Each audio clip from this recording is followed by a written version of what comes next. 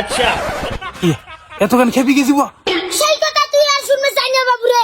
শালা আমি দিন রাত এক করে মানুষের উপকার করছো না, শালার বাড়ি তার মন নামে দুর্নাম করছে। তুই কি এমন মহান কাজ করছিস যে তোর দ্বারা মানুষের উপকার হচ্ছে? তাহলে তুই শুনবো নি, তাহলে তুই শুনবো আমার উপকারের কথা। তাহলে শোন, মুই সারা রাত মোবাইল বাজাই এলাকাটা গোটাই ঘুরে আসি, ভোর 4টার সময় বিজনেস শুধু তো জানা আমার এলাকা চোর না আসবে বাবা। মুই সকাল হলে বাড়ি যাও, আমার পিছনে পিছনে হাঁটি বেড়াতো জানা ওরা নিরাপদে বাড়ি পৌঁছে যাওয়া পারে। ये क्या हो गया?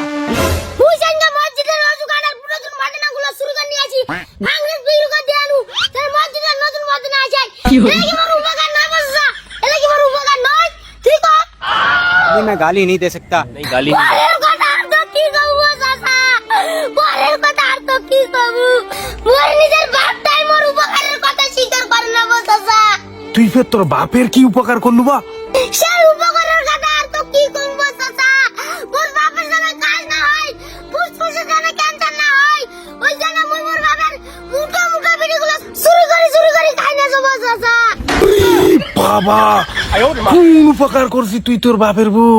अच्छा মুই সঙ্গে একটা সুইট পালে বিয়ে করে নিলু, জানে মোর বিয়ের প্রসঙ্গে মোর বাপের একটা টাকাও যেন না খরচ হয়। ওরে শালা, তুই যে উপকার করছিস এই উপকারের কথা তো ভুলে যাওয়ার কথা নয়। তাহলে চাচা তুই কাক মানুষ কত বড় বেঈমান বা? আবে ওরে সালে।